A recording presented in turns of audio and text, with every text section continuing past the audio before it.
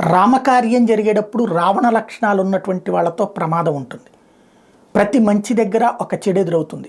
రామాయణ మహాభారతాల్లో మనం అబ్జర్వ్ చేస్తే మంచి అంటే ఒక ప్రభుత్వం ధర్మబద్ధమైన ప్రభుత్వ స్థాపనకి ముందు బోలెడంత దుష్ట సంహారం జరగాల్సి వచ్చింది.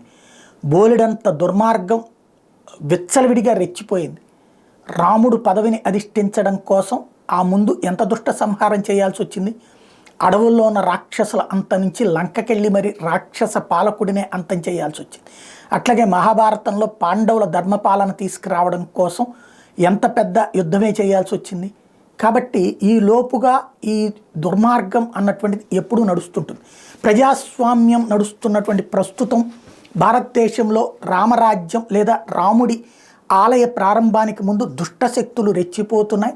ప్రజలని పక్కదోవ పట్టించేటటువంటి ప్రచారాలు, కులాల వారీగా విభజించేటటువంటి ప్రచారాలు, రెచ్చగొట్టేటువంటి ప్రచారాలు, హిందువులలోనే చీలికలు తెచ్చే ప్రచారాలు, అగ్రకుల వెనుకబడిన కులాలంటూ రెచ్చగొట్టేటటువంటి ప్రయత్నాలు జరుగుతున్నాయి. ఇది అప్రమత్తంగా ఉండాలి. వాళ్ళ ట్రాప్లో పడకుండా ఉండాలి. ఒకటే ఆలోచనతో ఉండాలి. అది రాముడి ఆలయం వస్తోంది అన్నటువంటి ఆలోచన తప్పించి మిగతా అన్నీ పక్కన పెట్టేయాలి. రెండవది, ప్రపంచ దేశాల నుంచి కూడా ప్రమాదం పొంచి ఉంది.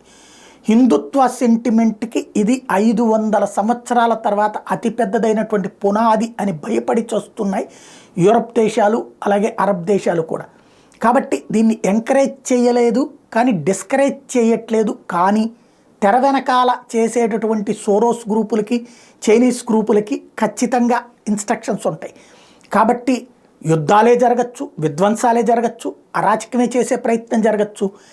ఏం జరిగినా సరే అన్నిటికీ సిద్ధపడాల్సినటువంటి సందర్భం హిందూ సమాజానికి అతిపెద్ద పరీక్షా సందర్భం ఇది.